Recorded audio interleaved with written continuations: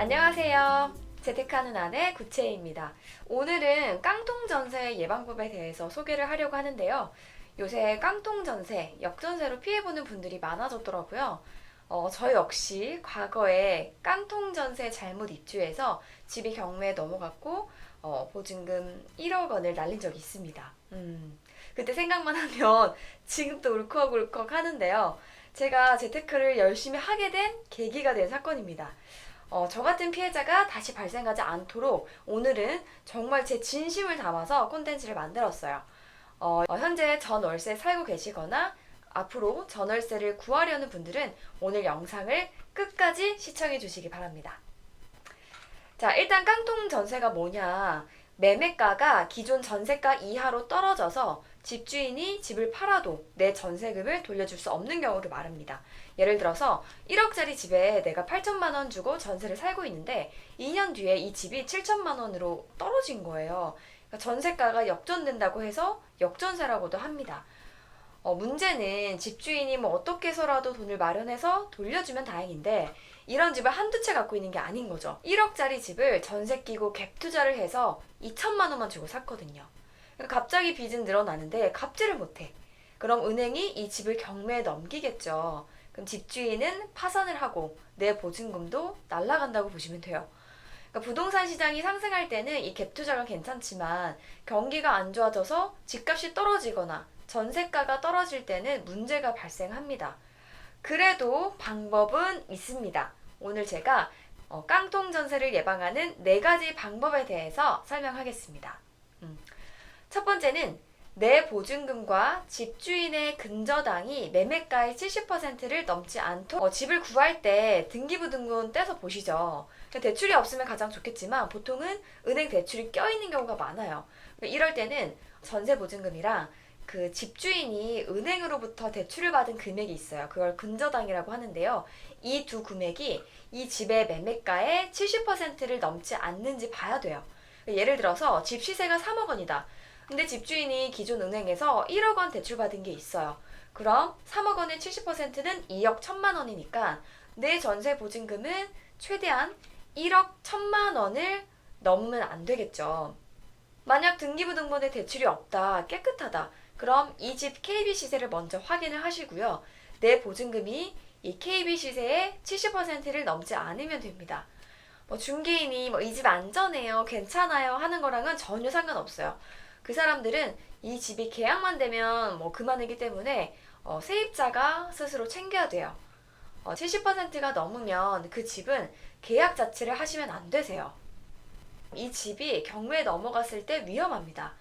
서울은 경매에 한번 유찰되면 20%씩 떨어지고요. 일부 수도권 지역이나 지방은 한번 유찰되면 무려 30%씩 떨어져요. 인기 있는 아파트나 입지가 좋은 곳이 아니면 보통 신권에 낙찰받는 경우는 많이 없어요. 최소 한 번 이상 유찰되고 두 번째부터 입찰한다고 보시면 돼요. 그래서 최소한의 마지노선으로 내 전세보증금 그리고 집주인이 은행으로부터 빌린 근저당 총액이 매매가의 70%를 넘지 않는지 확인을 하라는 겁니다. 꼭 기억하세요. 두 번째, 잔금 치르는 날 전입신고와 확정일자는 반드시 받는다. 잔금 치르기 직전에 최종적으로 등기부등본을 한 번 더 떼서 그 사이에 바뀐 사항은 없는지, 집주인이 새로 받은 대출은 없는지 확인을 하시고요. 이상이 없다면 잔금을 치르자마자 바로 계약서 들고 동사무소로 뛰어가서 전입신고 그리고 확정일자를 받으셔야 돼요. 내가 하루 이틀 미루다가 그 사이에 집주인이 은행에서 대출을 받을 수도 있거든요. 그럼 내가 후순위로 밀려나는 거예요. 확정일자는 동사무소 그리고 등기소 둘 중 아무 곳에서나 받을 수 있고요. 왜 전입신고가 중요하냐? 전입신고 다음날 0시부터 세입자의 대항력이 발생하기 때문입니다. 이 대항력이라는 건 향후에 이 집이 잘못돼서 경매에 넘어가더라도 내가 보증금을 다 받기 전까지 이 집을 비워주지 않아도 되는 권리예요. 그러니까 세입자가 대항력이 있으면 이 집이 경매에 넘어가서 몇 번이나 유찰이 되더라도 최종 낙찰자가 내 보증금까지 다 물어주게 되어 있어요. 물론 전입신고만 한다고 해서 대항력이 발생하는 건 아니에요. 예를 들어서 시세에 뭐 3억 원짜리 집이다. 근데 이미 2억 5천만 원짜리 대출이 있었어요. 근데 내가 그 후에 전세 계약을 한 거예요. 그럼 전입신고를 해봤자 대항력이 없겠죠. 이미 은행에서 빌려준 대출 2억 5천만 원이 먼저니까요. 그러니까 대항력이 있으려면 내가 계약할 당시에 이 집이 근저당이 없어야 돼요. 집주인이 은행에서 빌린 돈보다 내가 먼저 전입신고가 되어 있으면 됩니다. 여기서 한 가지 팁! 내가 잘 살고 있다가 중간에 잠깐 전출을 해야 돼요. 그러다가 나중에 다시 전입신고를 한다. 그럼 말짱 꽝이에요. 처음 전입신고했던 그날의 효력이 사라집니다. 그러니까 전입신고는 한 번 했으면 나중에 계약기간이 끝나고 내 보증금을 돌려받기 전까지는 그대로 둬야 됩니다. 저는 집주인이 전입신고 안 하는 조건으로 계약하자는데요. 그런 오피스텔들이 있어요. 애초에 들어가지 마세요. 제가 그렇게 해서 당한 케이스고요. 또 생각하니까 좀 열받는데요.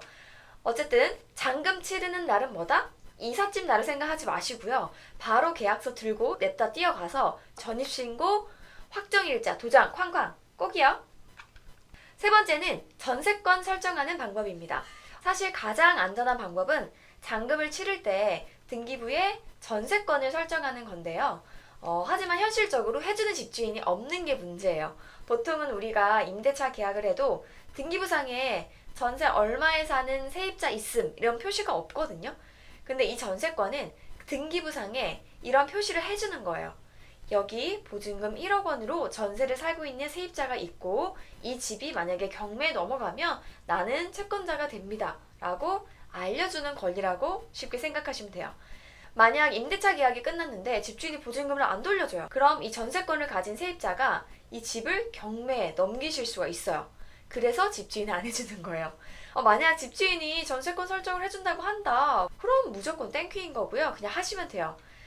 그렇지 않다면 그냥 전세권이라는 게 있구나. 이런 효과가 있구나. 이 정도만 알고 계셔도 괜찮습니다. 자, 마지막으로 네 번째. 전세금 반환 보증보험 활용하는 방법입니다. 계약하려고 보니까 근저당이 좀 애매하게 잡혀있다. 혹은 나는 불안한 게 너무 싫다 하시는 분들은 전세금 보증보험을 활용하시면 돼요. 그러니까 집주인 동의 없이 가입할 수 있고요. 행여 집주인에게 보증금을 돌려받지 못해도 보증기관이 대신 내 보증금을 반환해주기 때문에 가장 마음이 편합니다. 대신 돈은 좀 들겠죠. 그러니까 보증금 보증보험은 임대차 계약이 만료되고 30일이 지났는데도 특별한 이유 없이 집주인이 내 전세보증금을 돌려주지 않거나 계약기간 중에 전셋집이 경매나 공매로 넘어갔을 거예요. 이때 누군가 낙찰을 받고 배당이 다 이루어졌음에도 불구하고 내 전세금을 돌려받지 못했다. 그러면 보증기관이 내 보증금을 대신 반환해주는 보험이라고 보시면 돼요. 이 전세금 반환 보증보험은 주택도시보증공사, 허그와 SGI 서울보증 두 곳에서 가입할 수가 있는데요. 이 보험은 아무 때나 가입할 수 있는 건 아니고요. 보통은 임대차 계약을 맺고 최대 1년이 넘어가기 전에 가입이 가능합니다. SGI 서울보증보험은 10개월, 그리고 허그는 1년 이내만 가입을 받아줍니다. 아파트나 연립, 다세대, 단독, 다가구, 주거용 오피스텔 사는 세입자라면 누구나 가입이 가능하고요.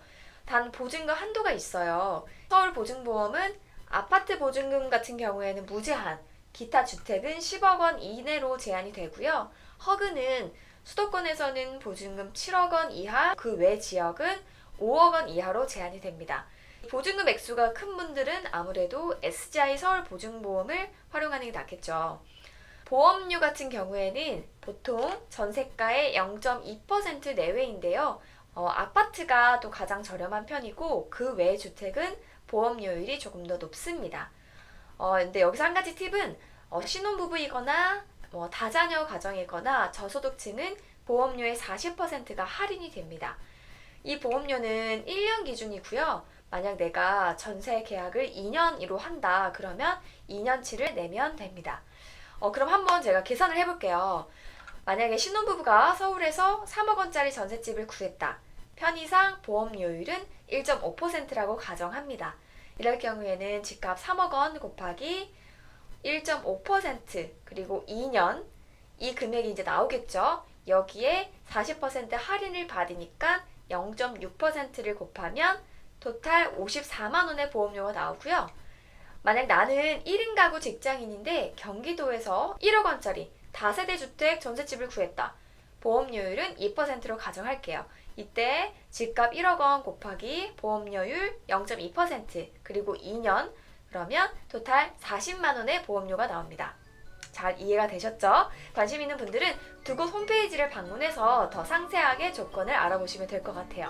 오늘은 깡통전세에 대비하는 세입자의 자세에 대해서 다뤘는데요. 제가 언급한 4가지만 기억해도 소중하게 모은 피 같은 보증금을 저처럼 날리는 일은 없을 거라고 생각합니다. 그럼 저는 다음에도 더 알찬 콘텐츠로 가져올게요. 오늘도 부자 되시고요. 저는 다음 영상에서 또 만나요. 안녕!